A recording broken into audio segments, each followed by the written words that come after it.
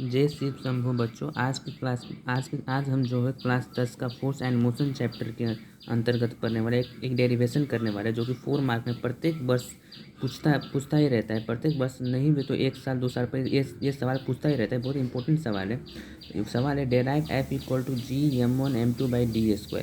ये हमें प्रूफ करना होता है और ये जो है आपका 4 मार्क्स में आता है। अब इसको हम कैसे प्रूफ करेंगे? तो सबसे पहले हम एक फिगर बनाएंगे। हम इस फिगर को पहले समझ लेते हैं, फिर इसको हम थोड़ा लिख भी लेंगे। हम मानते हैं कि ए और बी जो है वो दो ऑब्जेक्ट्स है, दो बॉडीज़ है, जिसका मास है m1 एंड m2। और ये दोनों जो ऑब्जेक्ट्स हैं वो अपनी सेंटर से d डिस्टेंस की दूरी पर है। और ये दोनों ही ऑब्जेक्ट पर जो है F न्यूटन का ग्रेविटेशनल फोर्स लग रहा है।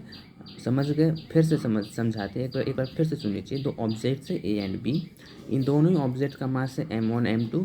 और ये दोनों ही ऑब्जेक्ट जो है वो अपनी सेंटर से d डिस्टेंस की दूरी पर है। और इस ऑब्जेक्ट पर जो है F न्यूटन का ग्रेविटेशनल फोर्स लग रहा है। अब इस बात को जो है थोड़ा सा हम लिख लेते हैं। अब हमने जो है वही चीज़ को यहाँ पर लिख दिया। Let A and B be the two bodies having masses m1 m2 respectively, which is kept at the distance of d from its centre, and f be the gravitational force acting between them. अब हम आगे क्या करेंगे? हम इसमें जो है universal gravitational law जो जो जो जो कि यूनिवर्सल ग्रेविटेशनल लॉ है, हम इसमें वो अप्लाई करेंगे। वो लॉ क्या कहता है कि ये जो फोर्स, यूनिवर्सल ग्रेविटेशनल फोर्स है, ये जो है ये दोनों ही ऑब्जेक्ट की मासेस की प्रोडक्ट से डायरेक्टली प्रोपोर्शनल होगा। और ये जो डिस्टेंस है, इन दोनों के बीच जो डिस्टेंस है उसकी स्क्वायर से इन्वर्सली प्रोपोर्शनल होगा।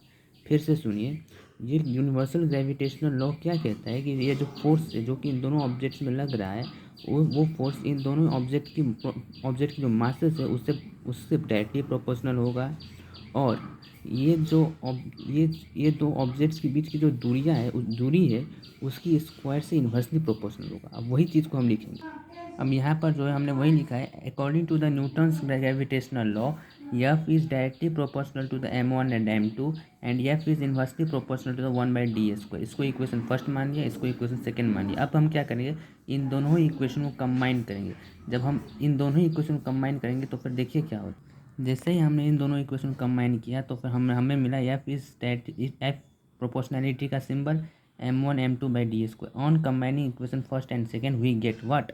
F proportional to the m1 m2/d²। जैसे हम इस प्रोपोर्शनैलिटी को सिंबल को हटाएंगे तो हमें एक कांस्टेंट रखना पड़ेगा, और उस कांस्टेंट का नाम है यूनिवर्सल ग्रेविटेशनल कांस्टेंट।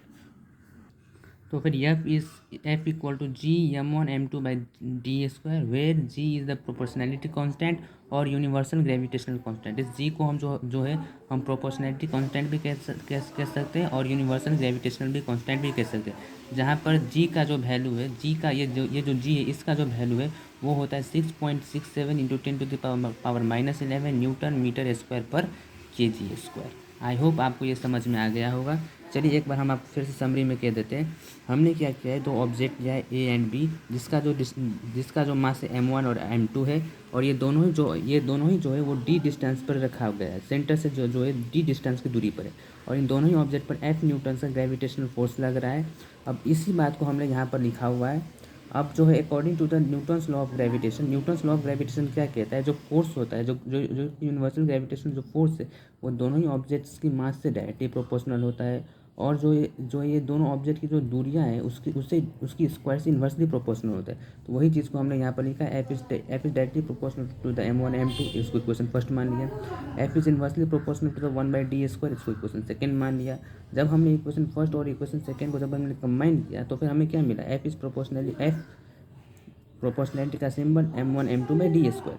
जैसे हम इस प्रोपोर्शनैलिटी के सिंबल को हटाएंगे तो फिर हमें एक कांस्टेंट मिलेगा, और फिर वो कांस्टेंट है g। तो F equal to g m1 m2/d², जहाँ पर g जो है प्रोपोर्शनैलिटी कांस्टेंट है और इसी g को हम कहते हैं यूनिवर्सल ग्रेविटेशनल कांस्टेंट। और ये जो g है जो कि यूनिवर्सल ग्रेविटेशनल कांस्टेंट है, इसका जो वैल्यू होता है वो होता है 6.67 इंटू 10⁻⁻11 न्यूटन मीटर स्क्वायर पर kg²। अब आई होप आप लोगों को ये बात समझ में आ गई होगी। समझ में आई है तो कृपया करके इसको सब्सक्राइब कर दीजिए और सब्सक्राइब कीजिए और लाइक कर दीजिए प्लीज़।